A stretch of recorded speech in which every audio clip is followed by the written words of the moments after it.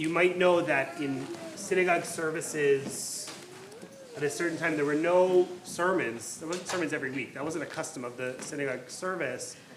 But that all changed on Shabbat HaGadol, when the rabbi would get up and speak, sometimes for an hour or more, about all of the intricacies of the laws of Pesach, preparing us for the Seder. So settle in.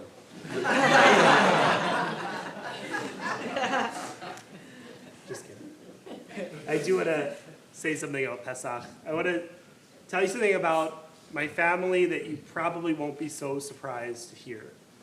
Last summer, when Emily and I found out that we'd be expecting a baby right around March of 2025, Emily made two comments almost immediately. The first, she said, "Oh no, we're going to miss Purim at Beth Am." And the second, "Sorry, Tyler, but we are not hosting a Seder this year." We're very much into the holidays. And we didn't exactly miss Purim. Sadie went to preschool in her Minnie Mouse costume, and I took her to the Purim Carnival. But it's true that we will not be hosting a Seder this year. We're very fortunate to have our in-laws who will be taking good care of us this year. Thank you, Michael. And we wouldn't be great hosts this year. We have been saying Dayenu a lot in our house. When you have two under two, you say enough, a lot. But it's not easy for us to say no to hosting because hospitality, hachnasat orchim, it's a value that we hold in really high esteem. It's a Jewish value as old as Abraham. Only days after his own circumcision, rushing out of the tent to greet strangers, he and Sarah moving quickly to prepare food for these three men, taking care of their needs and putting them at ease. And the Talmud reminds us that each of us will be remembered for our hospitality to others. When the sages are recounting the good deeds of their teacher, Rav Huna, one student explains, when Rav Huna would eat bread, he would open the doors to his house saying, "Whoever needs, let him come and eat." To his students, Rav Huna, perhaps he was remembered by his rabbinic brilliance. They might not have remembered his specific teachings, but he was remembered for his good deeds, especially for his hospitality. Rav Huna was the one who opened his doors to others when he didn't necessarily need to.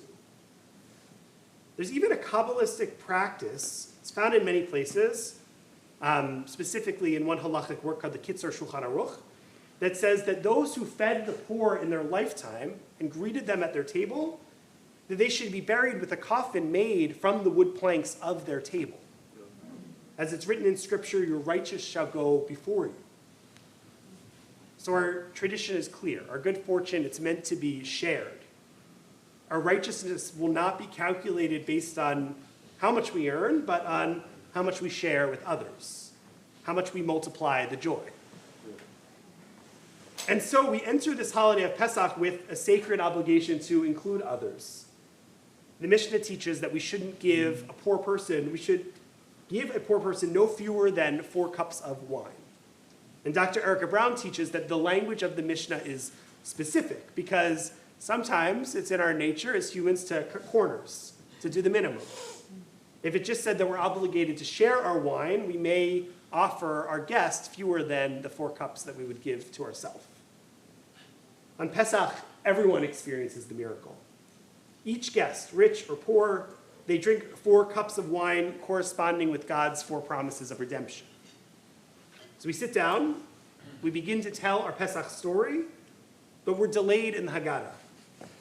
We don't tell the story, and instead we recite this Aramaic phrase, Halach ma'anya diachaldu abatatana ba'ara d'Mitzrayim. This is the bread of our affliction that our ancestors ate in the land of Egypt. Let all who are hungry come and eat.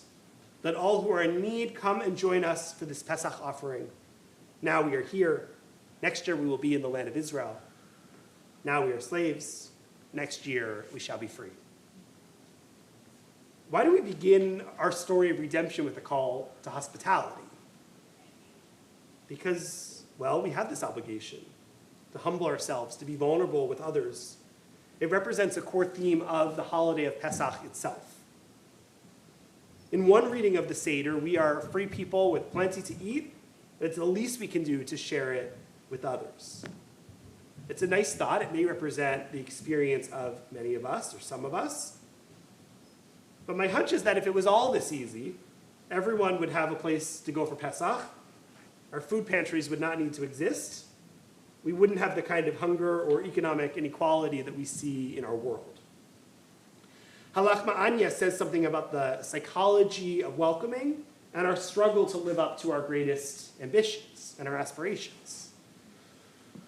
At its core, the specific wording of Halachma Anya, it's a model. It's an instruction for the ways that we might invite people to our Seder. First, unlike the rest of the Haggadah written in Hebrew, Halachma Anya is written in Aramaic.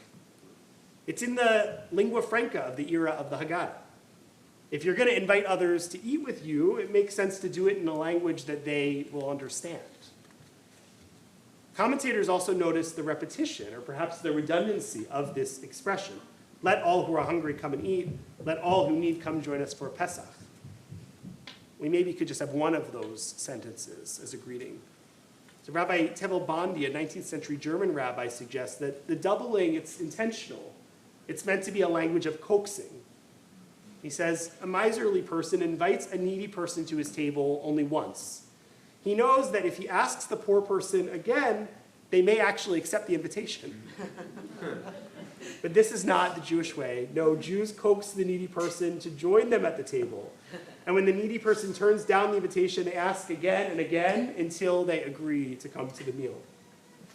The hospitality for Pesach, it's not perfunctory. We're meant to make it our business that all who have a place and need a place to go have a place to go. Simply making the invitation is not enough. The mitzvah of hachnasat orchim, the Hebrew word, the infinitive lahachnis, it means to cause one to enter, literally to bring one into your house.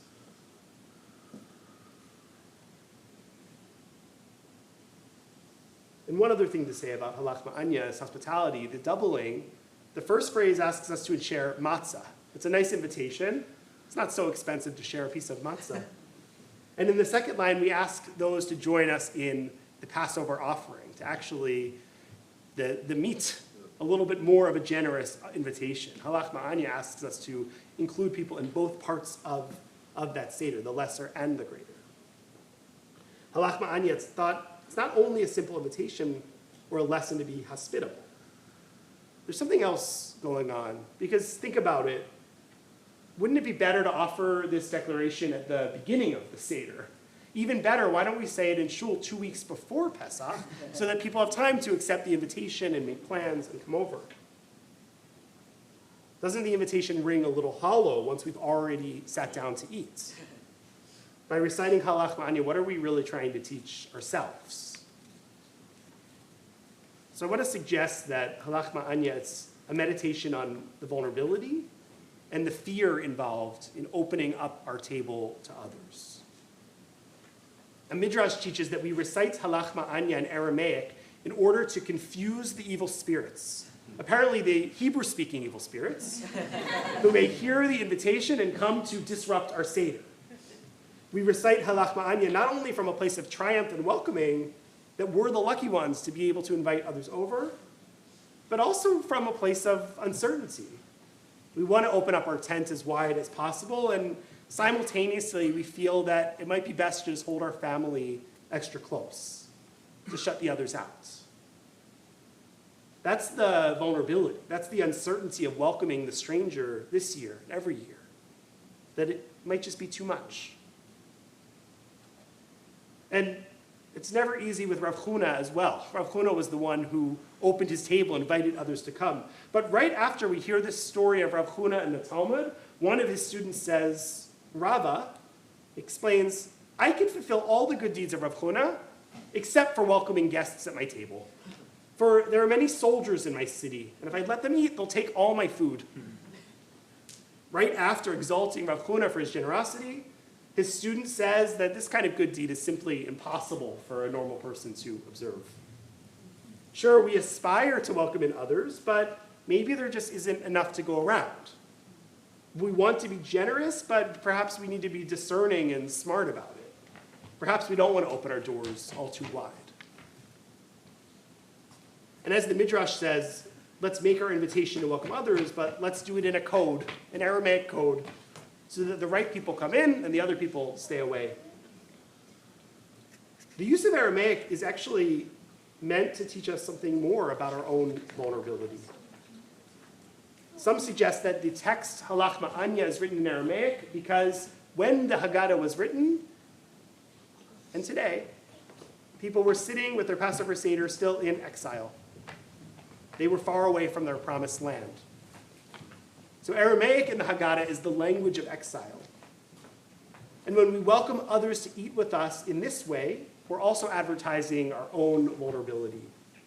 We say to the stranger who finds themselves far from home, not knowing exactly where to go, to the one who feels lost or confused or broken, I'm also far away from home. And at times, I'm also lost and confused. And at times, I even feel shattered. So let's sit together and eat together and pray for our collective liberation. And as the foliage of spring begins to flower, let us imagine the possibility of this coming season together. Halach Ma'anya, it's not only about the transfer of wealth, the transfer of matzah. The beginning of the Haggadah is reminding us that those that have, those that don't, we're basically all the same. Each of us is a stranger simply trying to find our way. By making the invitation, we're not only sharing our food, we're sharing our hurts and our uncertainty and our vulnerabilities. And we make a commitment to each other at the Seder table to listen to each other, to truly see each other, to share our food, to pour wine for each other. We're not only pouring wine, we're pouring out tears of sadness and joy. Through this vulnerability and fellowship, perhaps all of us could be redeemed. Now, this year, I know that many folks in our community are sitting down to Seder tables not feeling an unfettered joy of liberation. We sit for another Pesach with hostages still sitting underground in tunnels in Gaza. And still, the killing of Palestinians, too many Gazan children every day.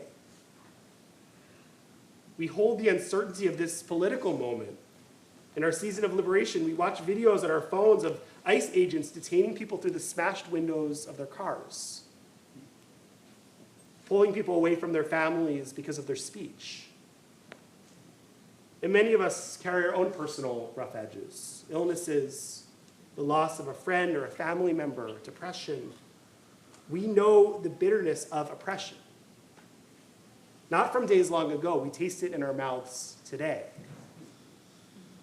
We might not feel ready to open our doors to let all who are hungry come in and eat. Some of our neighbors might not feel safe to open up their doors right now. Most of us would at least be a little suspicious of who might enter in. So this year, this is the Pesach when we precisely need to begin with Halach Ma'anya. This is the bread of our shared affliction. Let all of us who are yet to be redeemed come and eat together. Because only through this hospitality, only through this vulnerability, only when we share it with each other will we all one day be free. Chag Sameach. Shabbat Shalom.